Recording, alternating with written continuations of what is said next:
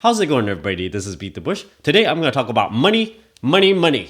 In particular, it's going to be about our relationship with money, and I'm going to share a bit of insight about how I think about money. With the sheer amount of time I talk about money and the number of videos dedicated to it, you might think that I really, really love money. Who does not like money? You need this stuff in order to buy food. You need this stuff to pay for your living expenses, your dwelling, and basically money makes your life go round. But sometimes I've been accused of loving money too much and also being a little bit too cheap. Now, let me ask you, for a person that really loves money, would they quit their job and take a significant pay cut? There are a lot of reasons where a person would take a significant pay cut, but I contend that for a person that really loves money, they would try to earn as much as they can for as long as they can. Now, you might think short term, maybe this month I only need $1,000 to live on. So you go, okay, I'm going to earn $1,000. If you're not in love with money, then you just earn that $1,000 and then, that's it. On the other hand, you might see someone going, oh, they only need $1,000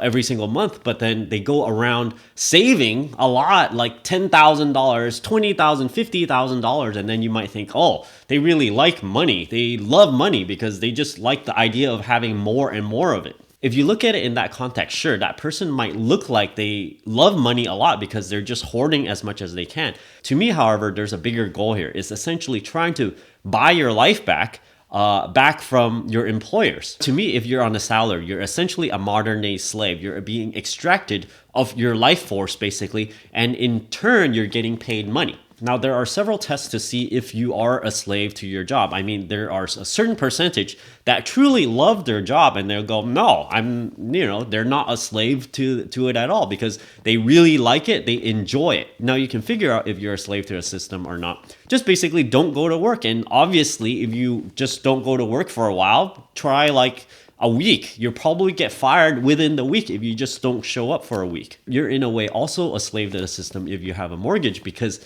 you essentially have to pay that amount every single month. And in order to make that payment, you need to go to work. So a large mortgage is essentially locking you into the system so that you have to keep on working. Now, I'd like to cover a little bit about that point where people say essentially that they really love their job and they are not a slave at all. They really enjoy and they're doing it out of their own will. To me, I believe, yes, there are a lot of satisfaction that you can gain by going to work. There's a lot of other type of interaction other than just getting a paycheck. However, given any job, you're going to have a certain degree of freedom with your creativity. And sometimes you cannot just go out and, draw beyond the lines and just do whatever you want. Basically, you have a superior and, sometimes you have a lot of freedom to do many things within certain bounds, because if you essentially go over that, your supervisor or whoever is going to go, no, you should not do that, do this. Now, that is the point where you are no longer within your free will.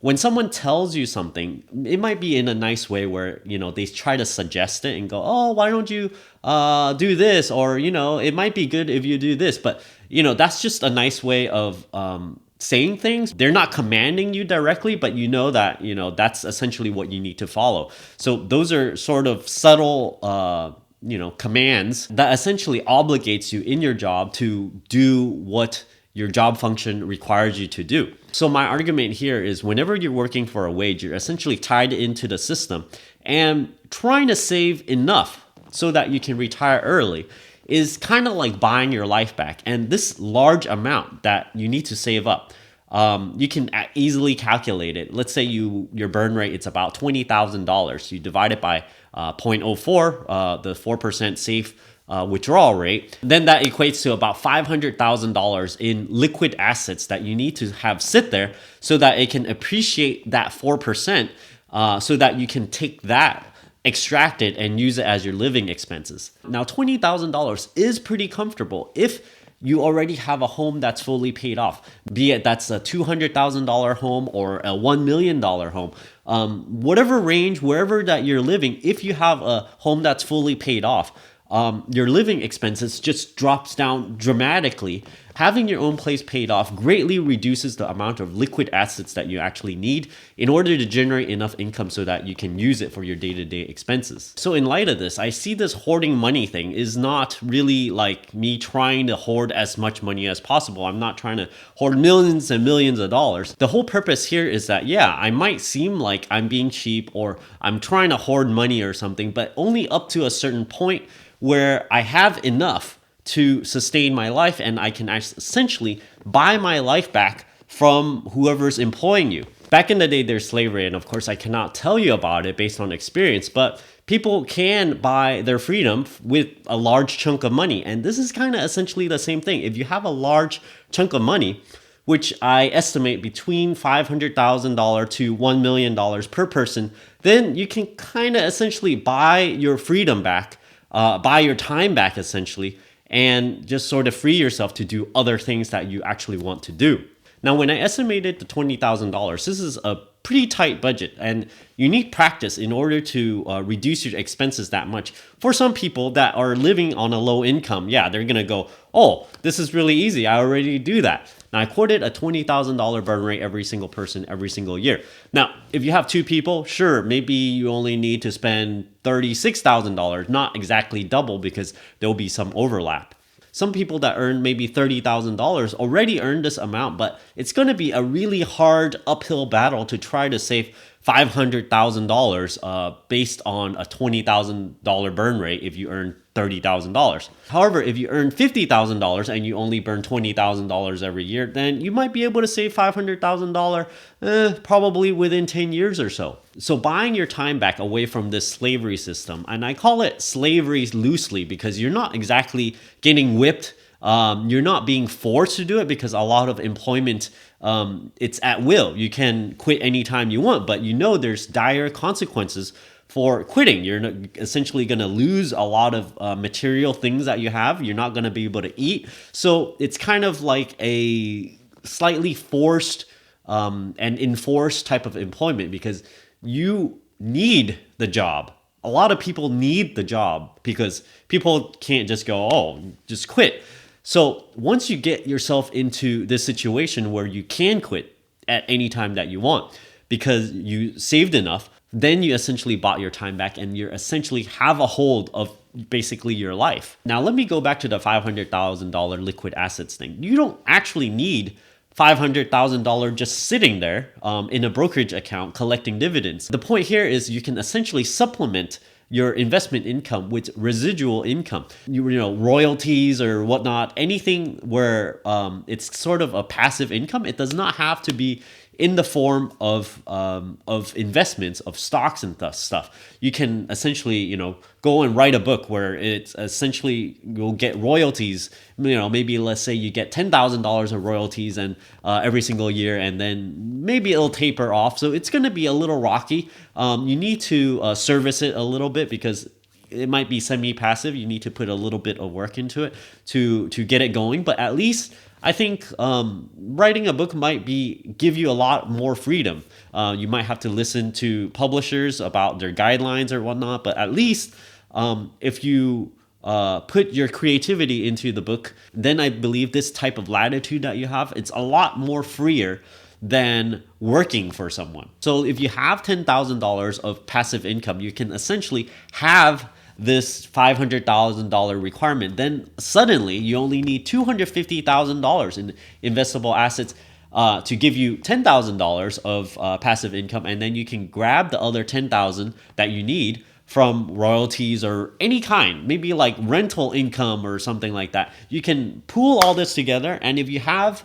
enough for your living expenses, also with a home paid off for, then you're essentially free. You can then take this extra time, which I truly believe in. You're going to have a lot of extra time. Then you can use this time to generate even more passive income. So the point at which you can make this switch over, it's kind of like a critical point. And I've seen other people, I mean, very entrepreneur people, they do this way early. Like somehow they have the guts to do it where, you know, they essentially do not have all this passive income at all. They essentially go straight to do whatever they want, and they believe in themselves so much, and yet at the same time they become successful. It's a slim chance though, but they become successful, and then they make essentially enough just from doing what they actually want in the beginning, rather than the route that I take, where I go to work, earn enough so that I can make the switch over. I hope you enjoyed this way of thinking. It just kind of broadens your mind in thinking about your attitude towards money and your attitude towards your job.